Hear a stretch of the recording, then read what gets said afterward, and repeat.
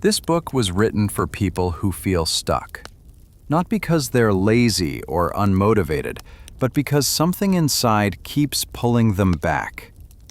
It's for those who try, who dream, but somehow end up in the same loop of doubt, fear, and survival. I know that loop. I lived in it for years. When I was younger, I thought every failure was punishment, that maybe God or the universe was against me. I grew up believing success wasn't meant for people like me. So even when good things happened, I found ways to lose them. I thought I didn't deserve them. It took years to understand that it wasn't the world holding me back. It was my own programming. Once I realized that, my life changed. From nothing, I raised funds and built my first company worth millions.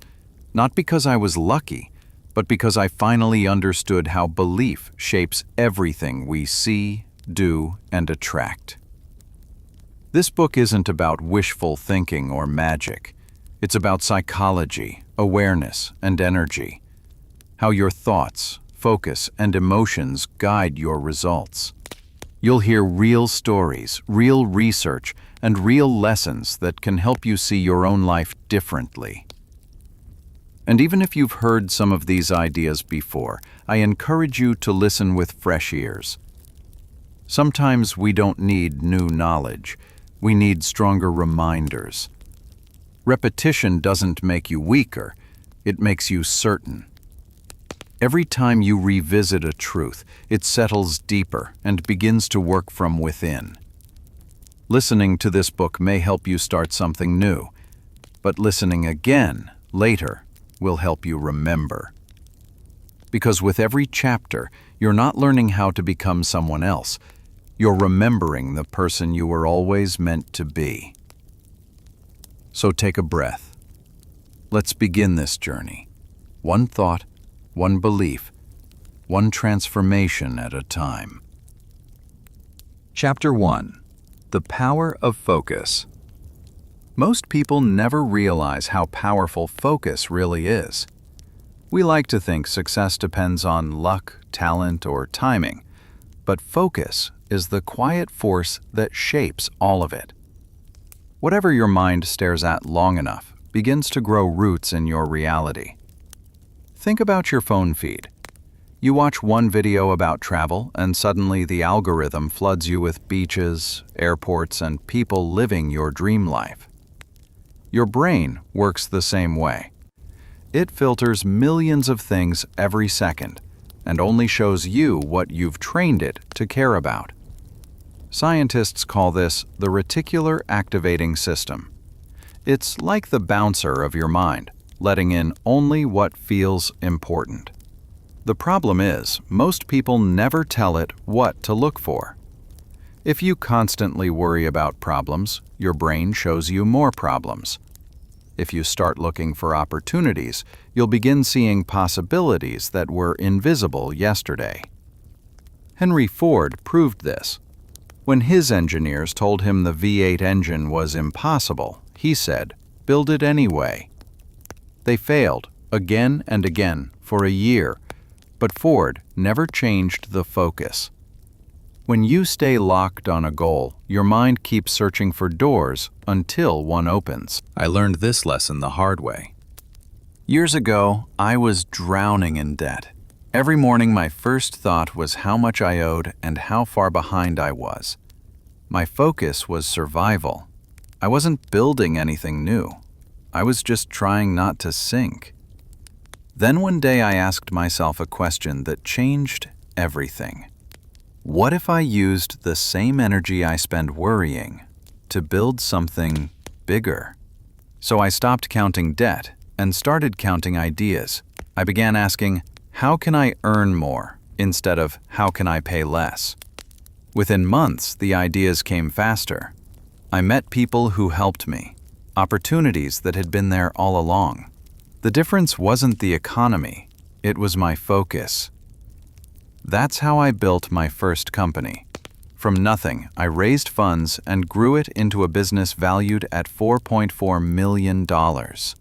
The truth is, the potential was always there. I just had to point my attention in the right direction. Focus doesn't ignore reality.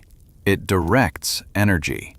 Whatever you focus on expands, not because of magic, but because your effort, creativity, and decisions all begin working toward the same thing. So how do you use this in your own life? Let's make it simple. Step 1. Decide what you want your mind to notice. Write it down in one sentence. The simpler, the better. Step 2. Every morning, read that sentence out loud. Feel what it would be like if it were already happening. Step 3. Take one small action each day that matches that focus. Even a tiny step is enough to keep your brain tuned in. You'll start noticing signs, people mentioning the right topic, opportunities popping up, coincidences that don't feel random. That's your brain working with you instead of against you. Focus doesn't mean ignoring problems. It means giving more attention to the solution than the struggle. That's how you pull your future into the present, one focused day at a time. So before you move to the next chapter, ask yourself one question. What am I really focusing on? Because whatever the answer is, that's the direction your life is quietly heading. Chapter 2. The Power of Belief. Most people think belief is something invisible, a quiet idea in the back of your mind. But belief is one of the strongest forces shaping your reality. Everything you see, build, or destroy begins as a belief about what's possible. Your brain doesn't argue with you. If you believe you can't, it quietly helps you fail. If you believe you can, it starts looking for proof that you're right. That's how powerful belief programming is. Your mind builds the world you expect to see. Look at history. Thomas Edison failed thousands of times before inventing the light bulb. When asked about failure, he said, "I didn't fail. I found 10,000 ways that didn't work." His belief never broke, and because it didn't, the rest of the world now lives in light. What you believe sets your limits, but those limits are imaginary. They're stories repeated so many times that they start feeling like truth. The good news is, anything that was programmed can be rewritten. I want to tell you something that happened to me. A story that changed how I see belief forever. For years, I thought that when bad things happened, it was punishment. If I failed, I believed God or the universe was teaching me a hard lesson. So I started to expect bad things. I told myself that when I love something too much, I'll lose it. That became my pattern. Then one day, I came across a psychology study about how people used to think centuries ago. When thunder struck, some believed they were being punished by the gods. They would even whip themselves trying to earn forgiveness. It hit me. I was doing the same thing, only mentally. By believing I was cursed, I kept creating proof that I was. I would start projects with excitement, then subconsciously sabotage them because deep down I thought I didn't deserve success. The moment I saw that truth, something in me broke open. I realized the universe wasn't punishing me. I was. Once that belief shifted, everything started to change. I raised funds, built my first company, and for the first time in my life, I saw how powerful it is when your mind finally works with you, not against you. Belief can be planted by anyone. A parent, a teacher, a mentor, even a random stranger. What's dangerous is that we often take these words as truth without realizing we can reject them.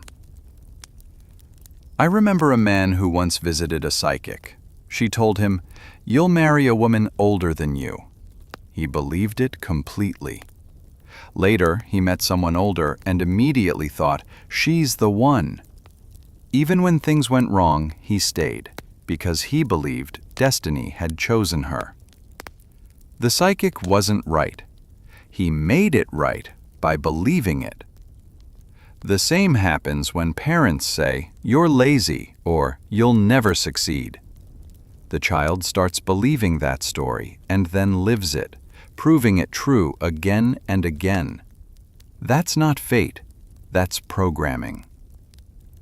Your mind is a perfect student. It repeats what it's told. If you want a better life, you have to teach it new things to believe in. So how do you rewrite belief? Here's the simple way. Step 1. Catch the old story. Notice when you think, "I can't," or "it always ends bad." Write those exact thoughts down. Step 2. Question them. Ask, "Is this true? Or is this something I was taught?" Step 3. Replace them with new words, believable but empowering ones. Instead of "I always fail," say, "I'm learning how to succeed." It sounds small, but your brain listens. Every time you repeat a new belief, it starts looking for evidence that it's real. Soon your actions change, then your results, then your life. Your beliefs are the code running your mind. Change the code, and you change the program. And the best part? You don't need permission from anyone. You're the one holding the keyboard. So before the next chapter begins, think about this. What belief have you been living that doesn't belong to you? Because once you change that answer, your whole story begins to change too. Chapter 3. The Power of Perception. What you see in life is not reality. It's what your mind chooses to notice. There are billions of things happening around you right now, but your brain only shows you a handful. You don't see life as it is. You see it as you are. Imagine walking down a street. One person notices the trash on the sidewalk. Another notices the sunlight through the trees. Both are right, but they're living in two different worlds. That's how perception works. It filters the world through what you focus on and believe. In psychology, this is linked to something called selective attention. Your mind pays attention to what it believes is important and quietly ignores everything else. That's why two people can live in the same city, work the same job, and one sees endless problems, while the other sees endless possibilities. Perception builds the bridge between your beliefs and your focus. Change your focus, and your perception begins to change with it. Let me give you a simple example. Think about white cars. If I ask you how many white cars you saw today, most people wouldn't know. But if I tell you to start noticing them, you'll suddenly see white cars everywhere, on every street, every parking lot, even in commercials. Those cars were always there, you just weren't tuned in. That's the same with opportunities, relationships, and success. When your mind decides something matters, it starts searching for it, even when you're not aware of it. Scientists have studied this for decades. It's part of the reticular activating system, a network in your brain that filters what enters your awareness. It's like a radar that locks onto whatever you tell it to find. If you keep saying, "I never get a break," your radar looks for proof that you're unlucky. If you start saying, "There's always a way," your radar begins to detect doors that were invisible before. This isn't magic, it's biology. Your brain is doing what you told it to do. I've seen this play out many times in life and business. Once, a friend of mine kept saying, "There's no good people left to hire." He truly believed that. He was so focused on the few who disappointed him that he stopped noticing anyone who could actually help. When we changed his focus, asking instead, "Where can I find people who share my values?" he started meeting the right ones within weeks. That's how perception works. It doesn't just show you the world, it shapes the kind of world you walk into. Your attention is like a spotlight. Wherever you aim it, that part of your life starts to grow. The trick is learning to control where that light goes, because if you keep shining it on what's missing, you'll never see what's possible. So here's how to train your perception. Step 1. Become aware of what you usually notice. Are you spotting what's wrong more than what's right? Step 2. Pick one thing you want to see more of: opportunities, kindness, or solutions. Step 3. Spend a few seconds each day writing down where you saw it. At first it will feel forced, but soon your mind will start pointing things out automatically. Conversations, ideas, even random moments that match your new focus. That's your radar tuning itself to a better frequency. Perception is your lens on life. If it's dirty, everything looks hard. Clean the lens and you'll start seeing light again. That's when things begin to shift. Not because the world changed, but because you did. So before you move on, ask yourself, what have I been training my eyes to see? Because what you see most often becomes the story you start to live. Chapter 4. The Energy of Emotion. Every thought you have carries a feeling, and every feeling carries energy. Emotion is not just something you experience, it's something you project. It colors your voice, your choices, and even how people respond to you. Have you ever walked into a room and instantly felt tension, even before anyone spoke? That's emotional energy. It's invisible, but it changes everything. Your brain doesn't separate logic from emotion. It uses emotion to decide what matters most. Scientists found that when people make decisions, the emotional centers of the brain light up first. Logic comes later to justify the choice. That's why emotions are not weakness. They're power. The trick is learning to guide them instead of being dragged by them. If your emotions are chaotic, your focus will be chaotic too. But when your emotions are steady, you can think clearly and move with purpose. When I was building my first company, I went through months of constant stress. Some days I felt unstoppable.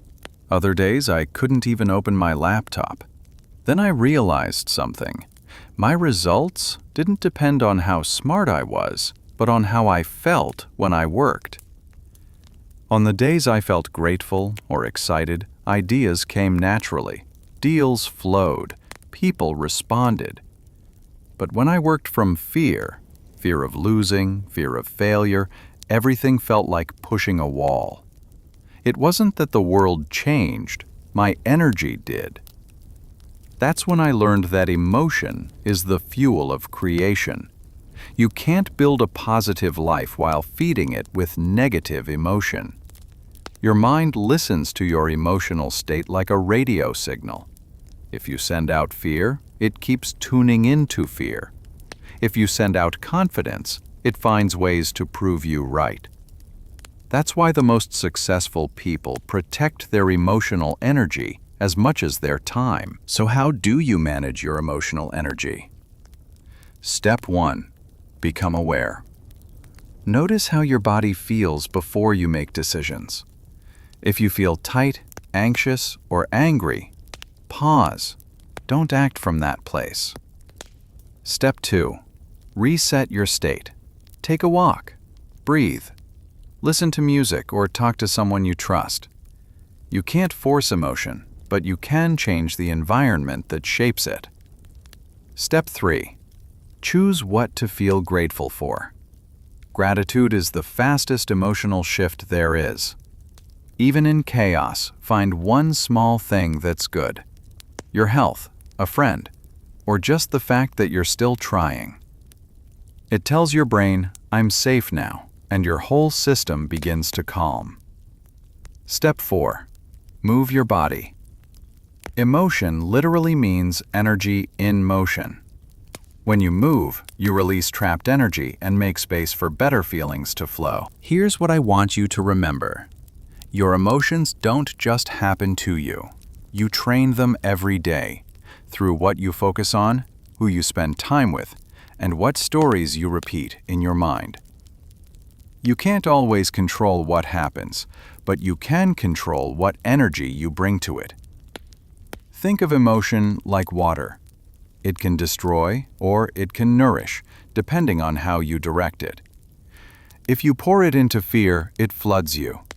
If you pour it into purpose, it grows life around you. The next time you feel overwhelmed, don't fight the emotion, guide it. Ask, what is this trying to tell me? Behind every emotion, there's information waiting to be understood. Once you learn to listen, your emotions become your compass, not your cage. That's how you turn feeling into fuel and start moving toward the life you're meant to create.